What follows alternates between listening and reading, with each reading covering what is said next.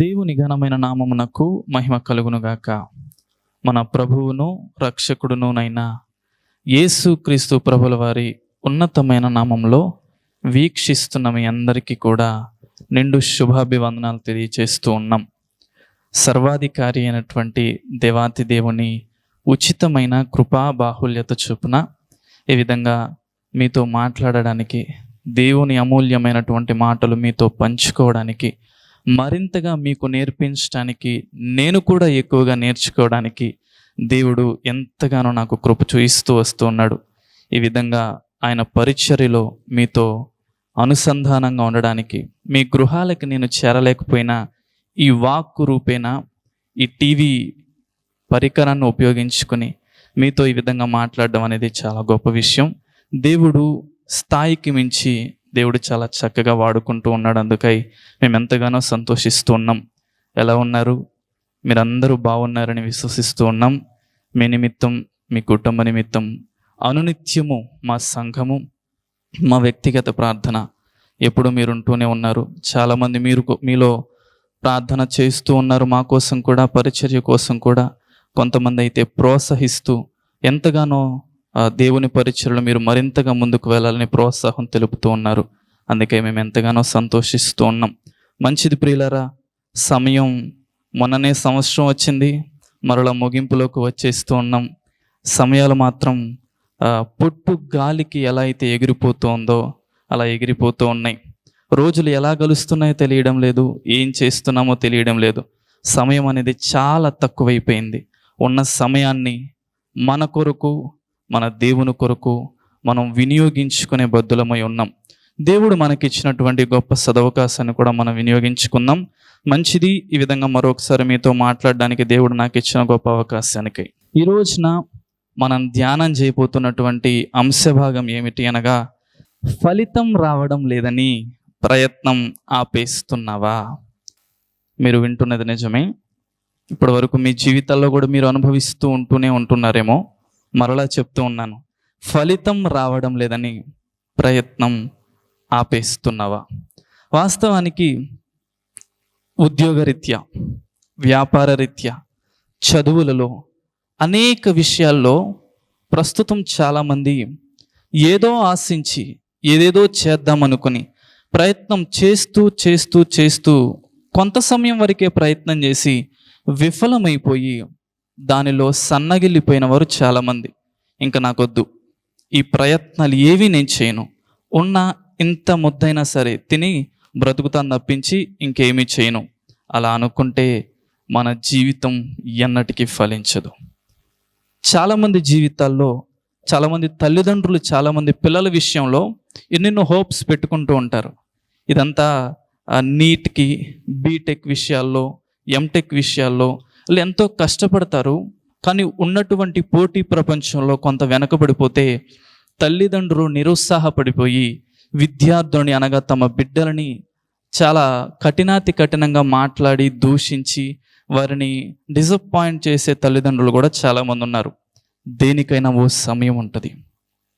ప్రయత్నం అనేది ఎప్పుడు మన జీవితంలో మనం ఫెయిల్ అవుతామంటే, ప్రయత్నం చేయకుండా ఎప్పుడైతే ఆగిపోతామో అప్పుడే నిజమైన ఫెయిల్యూర్స్.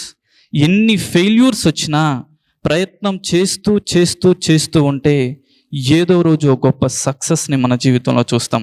ఇప్పటికే మీ జీవితాల్లో పలుమార్లు ప్రయత్నాలు చేసి విఫలమైపోయి ప్రయత్నం ఇంకా చేయకుండా ఆపేస్తున్న వారి కొరకు దేవుడు మాట్లాడుతూ ఉన్నాడు. పరిశుద్ధ గ్రంథంలో కూడా ప్రయత్నం మొదలుపెట్టినప్పుడు కొన్ని అంతరాయాలు కలిగాయి. కానీ దేవుడు తోడుగా ఉండి, భక్తులు దేవునికి చేరువగా ఉండి ప్రయత్నాన్ని చేస్తూ గొప్ప ఫలాన్ని పొందుకున్నవారు చాలామంది ఉన్నారు. వారి జీవితాల్ని ఈరోజు మనం ధ్యానం చేయబోతూ ఉన్నాం. మంచిది ప్రియులరా. అయితే ప్రపంచంలో ఈరోజు ఇంత వెలుగులో మనం ఉన్నాము అంటే దానికి కారణం ఎవరు? Thomas Alva Edison. తమ జీవితాన్ని ఒకసారి మనం పరిశీలన చేస్తే మనకులాగా ఒకసారికి అది ఫెయిల్ అయింది, 2 సార్లు కాదు, 3 సార్లు కాదు, 10,000 సార్లు పైబడి తమ ప్రయత్నంలో విఫలమవుతూనే ఉన్నాడు. దేవుడు వాక్యాన్ని చదువుతున్నప్పుడు, పరిశుద్ధ గ్రంథాన్ని చదువుతున్నప్పుడు, నా చీకటిలో ఉన్నటువంటి నా బ్రతుకు ఈ వాక్కు వెలుగై ఉంది, నా జీవితానికి వెలుగు తెచ్చింది. కాబట్టి ఈ ప్రపంచానికి కూడా దేవుడు నాకు ఇచ్చిన జ్ఞానం చొప్పున ప్రపంచానికి నేను ఒక గొప్ప లైట్ని కనిపెట్టి వెలుగునివ్వాలి అని అనుకున్నాడు. మొదటిసారి ఫెయిల్ ఫెయిల్ ఫెయిల్ ఫెయిల్, ప్రతిదీ 10,000 సార్లు పైబడి ప్రయత్నం చేస్తూ ఉన్నాడు, ఫెయిల్ అవుతూ ఉన్నాడు. కానీ ప్రయత్నం ఎక్కడ ఆపలా. ఈరోజు తన ప్రయత్నం మనందరికీ గొప్ప శుభమైంది, మనందరికీ గొప్ప ఎంతో యూస్ఫుల్ అయింది. మనం ఎంతగానో మీటింగ్స్ పెట్టుకుంటూ ఉన్నామంటే, మన గృహాల్లో చక్కగా ఉన్నాము అంటే లైట్ లేకోకుండా చాలా పనులు ఎవరు చేయలేరు. అంత గొప్ప పని చేసిన థామస్ ఆల్వా ఎడిసన్ ప్రయత్నం చేస్తూనే ఉన్నాడు. మీ అందరికీ తెలుసు కదా, ఈరోజు ఈ పరిశుద్ధ గ్రంథాన్ని మనం చేతిలో పట్టుకున్నాము అంటే దానికి కారణం ఎవరు? డాక్టర్ విలియం కేరీ గారు. ఎక్కడో ఇంగ్లాండ్ దేశంలో పుట్టి దేవుడు పరిచయ నిమిత్తమై భారతదేశానికి వచ్చి 40 భాషలకు పైగా నేర్చుకొని 40 భాషల్లో బైబిల్ని తర్జుమా చేయాలని చెప్పి ఓ గొప్ప దృఢ సంకల్పాన్ని పెట్టుకుంటే ఎన్నో ప్రయత్నం చేస్తూనే ఉన్నాడు. ఈ ప్రయత్నంలో తను తర్జుమా చేసినటువంటి పుస్తకాలన్నీ కాలిపోయాయి. తమ బిడ్డ చనిపోయాడు. తన బిడ్డ చనిపోయిన విధానాన్ని చూసి భార్య పిచ్చెక్కిపోయింది. కొన్నాళ్ళకి ఆమె కూడా చనిపోయింది. కానీ ఇన్ని విఫలాలు వస్తున్నా, ఇంత నష్టం జరుగుతున్నా దేవుని పని కొరకై ప్రయత్నం ఎక్కడ ఆపలేదు. ప్రయత్నం చేస్తూనే ఉన్నాడు.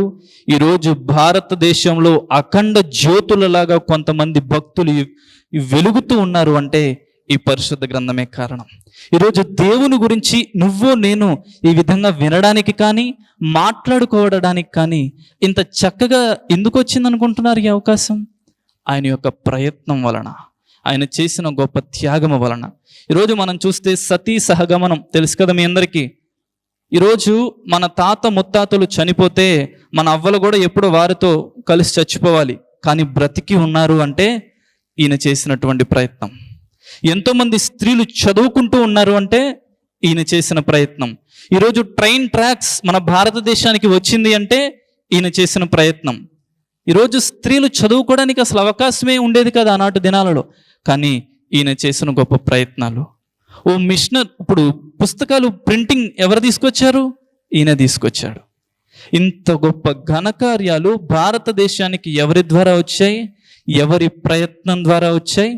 తన బిడ్డ కోల్పోయి, తన భార్య చనిపోయి చేస్తున్న ప్రతి దానిలో కూడా సమస్యలు ఎదురవుతూ ఉన్నప్పుడు ఎక్కడ ప్రయత్నాన్ని ఆపలా, ప్రయత్నం చేస్తూనే ఉన్నాడు. ఓ గొప్ప ఫలాన్ని చూశాడు. ఆయన యొక్క ప్రయత్నంలో, ఆయన యొక్క చెమట బాష్ప బిందువుల నుంచి మనలాంటి వారు గొప్ప భక్తిపరులు పుట్టుకొస్తూనే ఉన్నారు. ఈరోజు మనం కూడా అలాంటి వారిని చూసి, పరిశుద్ధ గ్రంథంలో కూడా కొంతమంది ఉన్నారు, మనందరికీ గొప్ప పాఠాన్ని దేవుడు నేర్పాలని ఈరోజు ఎదురు చూస్తూ ఉన్నాడు. ఒకవేళ ఇప్పటికే మీ జీవితాల్లో ఏదేదో చేద్దామని ప్రయత్నం చేసి ఫలితం రాక ఇంకా ప్రయత్నాన్ని ఆపేశారేమో, మరలా పునః ప్రారంభం చేయడానికి, మరలా మీ జీవితాల్లో గొప్ప ధన్యకరమైనటువంటి సమయాన్ని మీరు చూడడానికి దేవుడు మీతో నాతో మాట్లాడుతున్నాడు. మొట్టమొదటిగా పరిశుద్ధ గ్రంథంలోనికి వెళ్దాం. అపోస్తుల కార్యములు 15వ అధ్యాయము 35, 36, 37 వచనములు గల వాక్యమును చదువుకుందాం. అందరూ మీ బైబిల్స్ తీయండి, చక్కగా చదవండి. ఓకే, చదవండి. అయితే పౌలును బర్నబాయు అంతియోకయలో నిలిచి ఇంకా అనేకులతో కూడా ప్రభువు వాక్యము బోధించుచు ప్రకటించుచు నుండిరి. కొన్ని దినములైన తరువాత ఏ ఏ పట్టణములలో ప్రభు వాక్యము ప్రచురపరిచితిమో ఆయా ప్రతి పట్టణములో ఉన్న సహోదరుల యొద్దకు తిరిగి వెళ్ళి వారెలాగున్నారో మనము చూతుమని పౌలు బర్నబాతో అనెను. అప్పుడు మార్కు అను మారు పేరు గల యోహానును వెంటబెట్టుకొని పోవుటకు బర్నబా ఇష్టపడెను. చాలు, ఇక్కడి వరకు ఈ సన్నివేశాన్ని ఒకసారి మనం చూద్దాం. అపోస్తలుడైన పౌలు, బర్నబా ఓ గొప్ప భక్తిపరుడు, ఓ దేవుని యొక్క పరిచర్యలో ఓ బలమైన సాధనాలుగా వాడబడుతున్న వ్యక్తులు. వీరు పరిచర్య నిమిత్తమై ప్రయాసపడుతూ వెళుతూ ఉన్న సమయాన బర్నబా గారు మా మేనలుడైనటువంటి మార్కును కూడా మనతో తీసుకువెళ్ళడానికి ఇష్టపడుతూ ఉన్నాడు. తీసుకువెళ్దామని చెప్పి మాట్లాడుకుని తలంచి ఉన్నాడు. అయితే ఈ పౌలు గారు, బర్నబా గారు వెళ్ళే సమయంలో మార్కు గారిని కూడా మొట్టమొదటిగా వెంటబెట్టుకుని వెళ్ళారు. అసలు ఈ మార్కు గారి యొక్క పరిస్థితి ఏంటి, వారి జీవిత విధానం ఏంటో చూస్తే, మార్కు అనే వ్యక్తి గొప్ప భక్తిపరుడు, చాలా అంటే చాలా గొప్ప భక్తిపరుడు. ఈరోజు సువార్తలు చూస్తున్నాం కదా, అందరూ అనుకుంటారు మత్తయి సువార్త మొట్టమొదటిగా వ్రాయబడింది అని అనుకుంటారు. కానీ మత్తయి సువార్త కంటే మార్కు గారే మొట్టమొదటిగా దేవునిని గూర్చి గొప్ప శుభవచనాన్ని, శుభవార్తని ప్రపంచానికి తెలియచేశాడు. వారి తల్లి పేరు మరియా. మీరు చూస్తే పేతురు గారు చెరసాల్లో బంధించబడినప్పుడు మార్కు అనగా మరియా వారి ఇంటికి వస్తూ ఉంటారు. అప్పుడు ఏం చేస్తూ ఉంటారంటే వాళ్ళు ప్రార్థనతోనే ఉంటారు.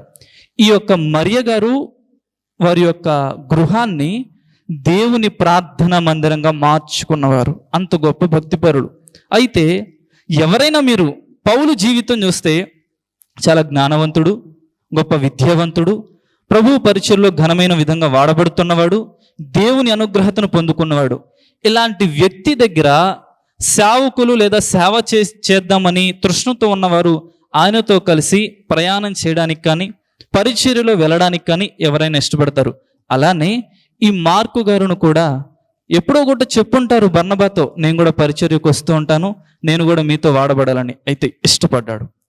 ఏమైందో ఏమో తెలియదు కానీ పరిచర్యలో నుంచి వెళ్ళిన చోట నుంచి మధ్యలో నుంచి తిరిగి వెనక్కి వచ్చేస్తూ ఉంటాడు. ఆ తర్వాత కూడా మళ్ళా బర్నబా గారు అడుగుతారు, మా మేనలుడు ఉన్నాడు, తీసుకువెళ్దాం పరిచర్యకి అని. అక్కడ వారిద్దరూ కొట్టుకునేంత పెద్ద వివాదం జరిగింది వారి మధ్యన. వారిద్దరూ ఇంకా పౌలుతో వెళ్ళకోకుండా పౌలు శీలలు వేరైపోయారు. ఇక్కడ బర్నబా గారు మరలా మార్కు గారు కుప్రాకు వెళ్ళిపోతూ ఉంటారు. అసలు ఎందుకు చెప్తున్నాను నేను ఇదంతా, ఈ స్టోరీ మాకెందుకు అని మీరు అడగొచ్చు. ప్రయత్నం, నేను కూడా వీరితో కలిసి ఘనమైన పరిచర్యను జరిగించాలి అనుకున్నప్పుడు మధ్యలో వచ్చేసాడు. రెండవసారి వీరితో పరిచర్యకి వెళ్దామని నిశ్చయించుకున్నప్పుడు ఒప్పుకోలా. ఏంది పరిచర్య చేసేది, ఆనాడు తిరిగి వెళ్ళిపోయాడు కదా, మరలా రానక్కర్లేదు, అక్కడ ఆగిపోమని చెప్పండి అంటే ప్రయత్నం ఆపలా. చివరికి మార్కు గారు జీవితంలో ఆయనతో కలిసి పరిచర్య చేద్దాం అనుకున్నవాడు వెళ్ళిపోమన్నాడు, చేర తీసుకోవడానికి రాలేదు. చివరికి ఏమైందంటే, నా జీవితంలో పరిచర్య చేయడానికి నేను ఎంతో తృష్ణతో ఉన్నాను కదా, ఎందుకు నాకు విఫలం కలిగింది, ఎంత ప్రయత్నం చేస్తున్నా పరిచర్యలో వెళ్ళడానికి నాకెందుకు నిరుత్సాహం ఎదురవుతోంది, నాకు ఇంకా అవసరం లేదు, ఈ దేవుడు అక్కర్లేదు, ఈ పరిచర్య అక్కర్లేదు, నేను నా కుటుంబం జాగ్రత్తగా ఉంటాం, ఇంకంతకు మించి మాకేం వద్దులే, అసలు పరిచర్యకి వస్తానంటే తీసుకువెళ్ళరేంటి అని అతని యొక్క అజ్ఞానపు ఆలోచనలతో చేయకుండా పరిచర్యలో ముందుకు కొనసాగుతూనే ఉన్నాడు. ప్రయత్నం ఎక్కడాపలా. చివరికి వద్దు అన్నటువంటి పౌలు నోటు నుంచే మార్కు గారి గురించి 2 అమూల్యమైన మాటలు చూద్దాం. బైబిల్ గ్రంథంలోనే చూద్దాం. అపోస్తలుడైన పౌలు తిమోతికి వ్రాసినటువంటి 2వ పత్రిక 4వ అధ్యాయము 11వ వచనం. లూకా మాత్రమే నా యొద్ద ఉన్నాడు, మార్కును వెంటబెట్టుకొని రమ్ము, అతడు పరిచారము నిమిత్తము నాకు ప్రయోజనకరమైన వాడు, తుకీకును ఎఫెసునకు పంపితిని. ఎక్కడైతే ప్రయత్నం, సువార్త పరిచర్యలో తాను నేను వస్తానని ఎక్కడైతే అనుకున్నాడో, వద్దు అన్నటువంటి పౌలు నోటు నుంచే మార్కు గారిని వెంట పెట్టుకుని రండి, ఆయన ఉండడం వలన నాకెంతో ప్రయోజనకరం. చూడండి, ఈ మధ్యలో పోరాటం ఆపలేదు, ఈ మధ్యలో ప్రయత్నాన్ని ఆపలేదు, తన ప్రయత్నాన్ని దేవుని దగ్గర పరిచర్యలోను కొనసాగిస్తూనే ఉన్నాడు. పౌలు యొక్క కంటిలో పడ్డాడు ఎక్కడో, అతను చేసిన పరిచర్య గురించి ఎక్కడో విన్నాడు. ఖచ్చితంగా అతని గురించి తెలుసుకుని ఆ మార్కు గారిని వెంట పెట్టుకుని రండి, అతను నాకు ఎంతగానో ప్రయోజనకరముగా ఉంటాడు. చూడండి, ప్రయత్నం ఎక్కడ ఆపలా. 2వ మాట కూడా మాట్లాడతాడు, ప్రయోజనకరము అని ఇక్కడ అన్నాడు వద్దన్నటువంటి వ్యక్తిని. చివరిగా అంతకంటే అమూల్యమైనటువంటి మాట ఒకటి మాట్లాడతాడు, అది కూడా చూసి మనం ముందు కొనసాగుదాం. పేతురు రాసినటువంటి మొదటి పత్రిక 5వ అధ్యాయము 13వ వచనం గల వాక్యమును చూద్దాం. బబులోనులో మీ వలె నేర్పరచబడిన ఆమెయు నా కుమారుడైన మార్కును, జాగ్రత్తగా వినండి, నా కుమారుడైన మార్కును మీకు వందనములు చెప్పుచున్నారు. ఇక్కడ నా కుమారుడైన మార్కు అని సంబోధిస్తూ ఉన్నాడు. అతనుడు ఏదో నచ్చక ఏదో మరి తెలియదు కానీ అక్కడ మనకి బైబిల్ గ్రంథంలో క్షుణ్ణంగా క్లుప్తంగా అర్థమయ్యే విధంగా చెప్పలేదు కానీ తిరిగి వెళ్ళిపోయాడు. మరలా వస్తానంటే వద్దు, ఆ రోజు తిరిగి వెళ్ళిపోయినవని తీసుకువెళ్ళడం అవసరమా అన్నాడు. కానీ అదే వ్యక్తిని మరలా నాకు ప్రయోజనకరమని నా కుమారుడు అని సంబోధిస్తూ మాట్లాడుతున్నాడు. ఈరోజు పరిచర్య చేయాలని తృష్ణతో ఉన్నవారు ఎవరైనా మీలో ఎవరైనా ఉన్నారేమో. ఓ పాట పాడుతుంటేనో, ప్రార్థన చేస్తుంటేనో, సువార్త పరిచర్యలో వెళుతూ ఉంటేనేమో చుట్టుపక్కల ఉన్నవారు కొంత మీకు నిరుత్సాహకరమైన మాటలు మాట్లాడొచ్చు. నిరుత్సాహకరముగా మాట్లాడిన వారి చేతని మెప్పు పొందే విధంగా నీవు ప్రయత్నాన్ని ఆపకుండా ముందుకు వెళితే దేవునికి ఘనత కలుగుతుంది, నీ జీవితానికి గొప్ప ఫలం కలుగుతుంది. రెండో వ్యక్తిని కూడా చూద్దాం. మొట్టమొదటి వ్యక్తిగా మార్కు గారిని చూసాం. ప్రయత్నం ఆపల, గొప్ప ఫలాన్ని చూశాడు. ఎవరైతే వద్దు అన్నారో వారి నోటి నుంచే బల నా కుమారుడా, ప్రయోజనకరమైన వాడు నా మార్కు అనిపించుకున్నాడు, ప్రయత్నం ఆపకుండా. రెండో వ్యక్తిని కూడా చూద్దాం. లూకా సువార్త 5వ అధ్యాయము 5 నుంచి 10 వచనముల గల వాక్యమును చదువుకుందాం. సీమోను ఏలినవాడా, రాత్రి అంతయు మేము ప్రయాసపడితిమి గాని మాకేమీయు దొరకలేదు. అయినను నీ మాట చొప్పున వలలు వేతునని ఆయనతో చెప్పెను. వారు అలాగు చేసి విస్తారమైన చేపలు పట్టిరి. అందుచేత వారి వలలు పిగిలిపోవచ్చుండగా. చాలు. ఈ సంఘటన అంతా ప్రస్తుత ప్రపంచంలో పరిశుద్ధ గ్రంథాన్ని పట్టుకున్న ప్రతి ఒక్కరికి కూడా సుపరిచితమే. అప్పటి వరకు సీమోను, పేతురు గారు వీళ్ళంతా కూడా వలలు వేశారు, లోపలికి వెళ్ళారు, అక్కడికి వెళ్ళారు, చాలా ప్రయాసపడ్డారు కానీ ఒక్క చేపైనను దొరకలేదు. అప్పుడే యేసుక్రీస్తు ప్రభుల వారు వచ్చి మరలా వల వేయండి అంటే, మేము జాలరులం, మా తండ్రి జాలరులు, మా ముత్తాతల జాలరులు, మాకున్నంత వంటి ఈ సీనియారిటీ ఎవరికి లేదు, మీరు చెప్తే మేము వేయాలా? ఇప్పటి వరకు ప్రయాసపడ్డాం, మాకు ఎక్కడెక్కడ చేపలు పడతాయో, ఏ సమయంలో మేము వలలు వేస్తే చేపలు పడతాయో, నది లోపలికి ఎంత లోతుకు వెళ్తే చేపలు పడితే మాకు బాగా తెలుసు అని అనలా.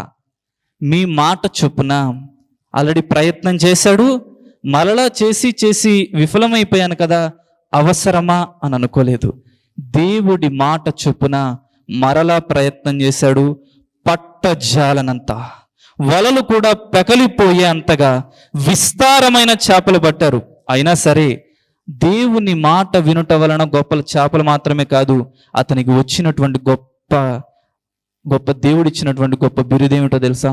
మనుష్యుని పట్టు జాలులుగా నిన్ను చేస్తా, ప్రపంచాన్ని తలక్రిందులుగా చేసే జాబితాలో నిన్ను ఉంచుతా, నిన్ను ఘనమైన రీతిలో నేను వాడుకుంటా అని దేవుడు సెలవిచ్చాడు. ఒకవేళ ప్రయత్నం చేయకోకుండా దేవుడి మాట వినుకోకుండా వెళ్ళిపోయి ఉంటే ఏం జరిగేదో ఊహించడానికి కూడా మన జ్ఞానం సరిపోదు కదా. ప్రయత్నం చేసి వేసారిపోయినా సరే దేవుని మాట చొప్పున మరలా ప్రయత్నం చేశారు, గొప్ప ఫలాన్ని పొందుకున్నారు.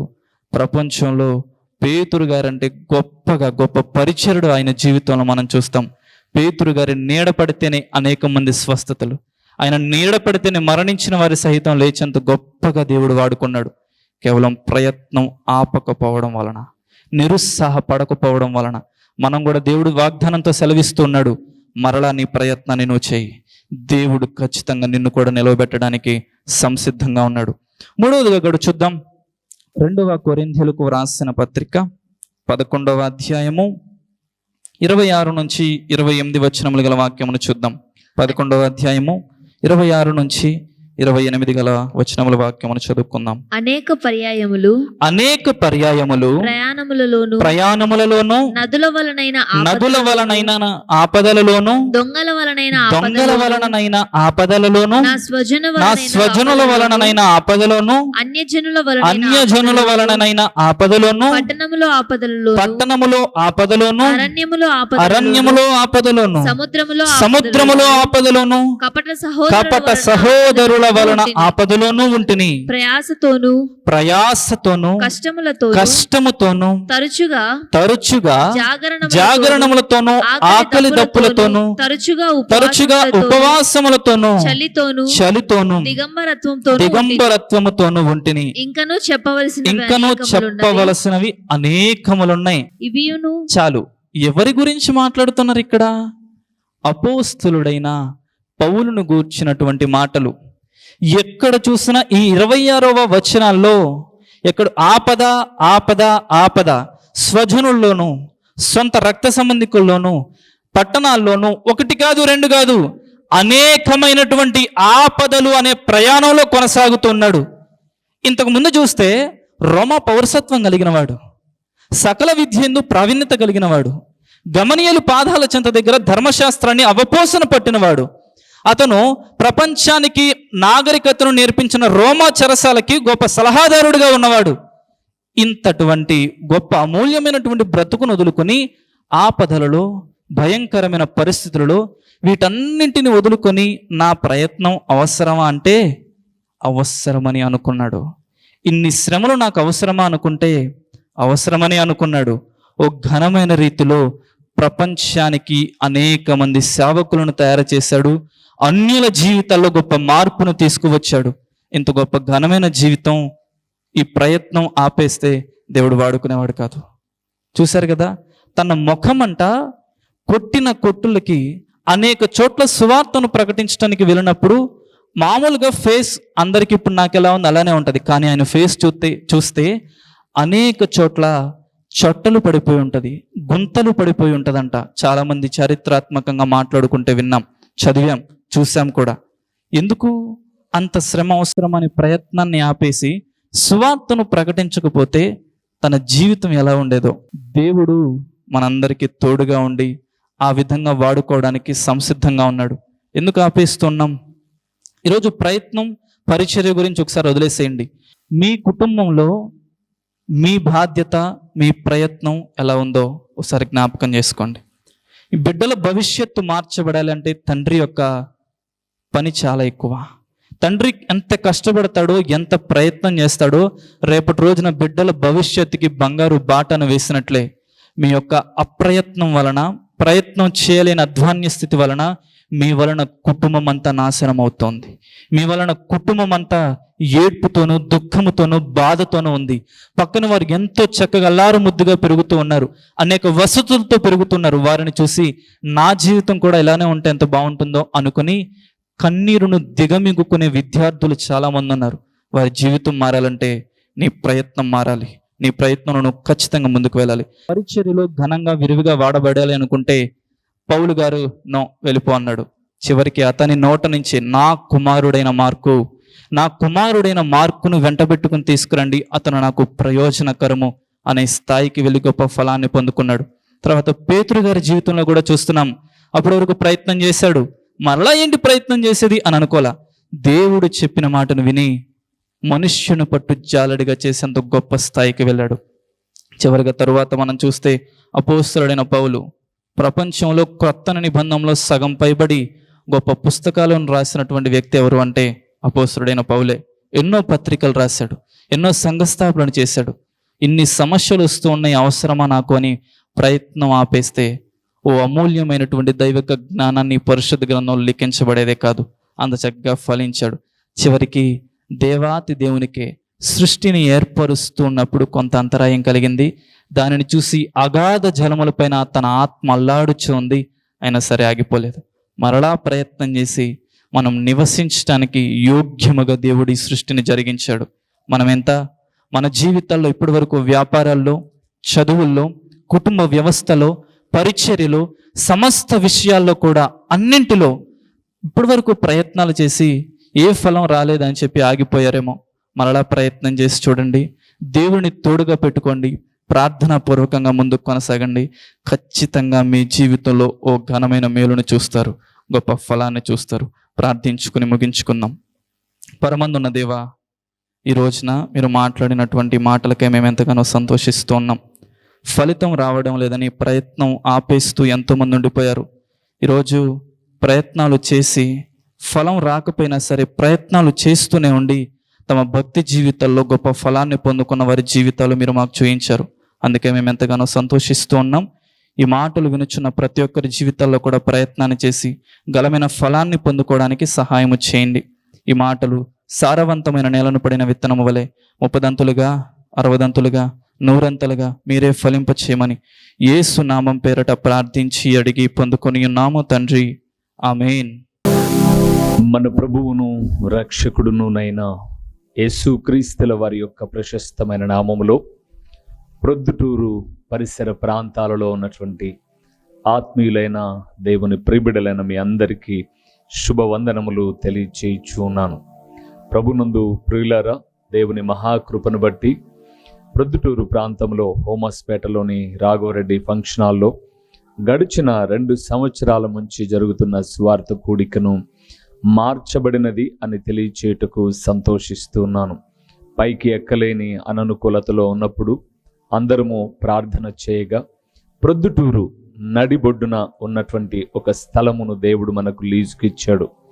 ప్రొద్దుటూరులోని గాంధీ రోడ్లో అనగా సూపర్ బజార్ రోడ్డులో కల్లూరు ప్రసాద్ రెడ్డి అనబడే ఎముకల డాక్టర్ హాస్పిటల్ ఎదురుగా ఈ సువార్త కూడిక, సాయంకాలపు సువార్త కూడికను ప్రారంభించాం. దేవునిందు ప్రియులారా, ఒక వాక్యము కొరకు మాత్రమే ఈ కూడికను ప్రారంభించాం. వాక్యము ప్రొద్దుటూరులో లేదు అని కాదు, కానీ మరింతగా దేవుని వాక్యము మీకు చేరువ చేయాలి అని ప్రతిదినము టీవీలో వింటున్నటువంటి దేవుని వాక్యాలు మీకు ఆశీర్వాదకరంగా ఉన్నాయి అని ఒక సంఘ ప్రాంత భేదము లేకోకుండా ఉదయకాలపు కొన్ని అననుకూలతలో కూడా చాలామంది ఆరాధనకు వెళ్ళలేని వారికి, దేవుని వాక్యము వినలేని వారికి ఒక సౌకర్యవంతముగా సూపర్ బజార్ రోడ్డులోని కల్లూరు ప్రసాద్ రెడ్డి హాస్పిటల్ ఎదురుగా ఒక క్రీస్తు ప్రార్థనా గృహము అనే ఒక స్థలంలో ప్రతి ఆదివారము సాయంకాలం 6 గంటల నుంచి 8:30 వరకు ఈ సువార్త కూడిక జరుగుతుంది. కేవలం దేవుని వాక్యము మాత్రమే ప్రకటించే ఒక ప్రణాళికతో, వాక్యమే అన్ని కార్యాలు చేయగలదు, వాక్యము మాత్రమే నెమ్మది ఇవ్వగలదు, వాక్యము మాత్రమే స్వస్థపరచగలదు, వాక్యము మాత్రమే సరైన మార్గములో నడిపించగలదు, వాక్యము మాత్రమే గొప్ప ఆదరణ ఇవ్వగలదు, వాక్యమే జీవాధారమై ఉన్నది అని తెలియచేయే అమూల్యమైన ఉద్దేశముతో ఈ ప్రతి ఆదివారపు సాయంకాలపు స్వార్థ కూడికను ప్రారంభించాం. ప్రియులారా, ఇప్పటికే అనేక మంది కూడికకు వస్తూ ఉన్నారు. మే 19వ తారీఖు 2024న ఆదివారపు దినాన ప్రారంభించాం. అనేక మంది కూడికకు వచ్చి దేవుని వాక్యం వింటూ దేవుని రాకడకు సిద్ధపడుతూ ఉన్నారు. మరి మీరెందుకు రాకూడదు? మిమ్మల్ని కూడా ఒక ప్రేమపూర్వకమైన ఆహ్వానాన్ని అందిస్తూ ఉన్నాం. రండి. వాక్యము కరువైపోతున్న చివరి దినాల్లో, వాక్యము దొరకని దినాలు రాబోతున్న దినాలలో ముందుగానే వాక్యాన్ని మనం ఒక నిర్దిష్టమైనటువంటి సందేశములతో, ఒక చక్కటి అంశ భాగములతో ప్రతి ఆదివారం సాయంకాలం 6 గంటల నుంచి 8:30 వరకు చక్కటి పాటలు, దేవుని స్తుతిస్తూ దేవుని వాక్యాన్ని పంచుకొని వచ్చిన మీ అందరి కొరకు నేను ప్రార్థిస్తాను. దేవుడు నూతన కార్యాలు చేయుటకు సామర్థ్యం కలిగిన వాడు. రండి. సూపర్ బజార్ రోడ్లోని కల్లూరు ప్రసాద్ రెడ్డి హాస్పిటల్ ఎదురుగా ఈ యొక్క సువార్త కూడిక ప్రతి ఆదివారం జరుగుతుంది. వీక్షకులైన మీ అందరినీ, ఆత్మీయులైన మీ అందరినీ ప్రేమపూర్వకంగా ఆహ్వానిస్తున్నాం. వచ్చిన తదుపరి మీరు నేను కలిసి ప్రభువును ఆరాధిద్దాం. వస్తారు కదూ? ప్రేమతో మిమ్మల్ని ఆహ్వానిస్తూ దైవజనుడు ఓ రూబేన్ గారు. ప్రభు పేరట మీకు వందనములు. మా చిరునామా దైవజనుడు బ్రదర్ ఓ రూబేన్ గారు, క్రీస్తు ప్రార్థనా మందిరం, డోర్ నెంబర్ 1-10-386, నగరిగుట్ట, పులివెందుల, కడప జిల్లా. మీ ప్రార్థన అవసరాల కొరకై సెల్ నంబర్ 9989067409.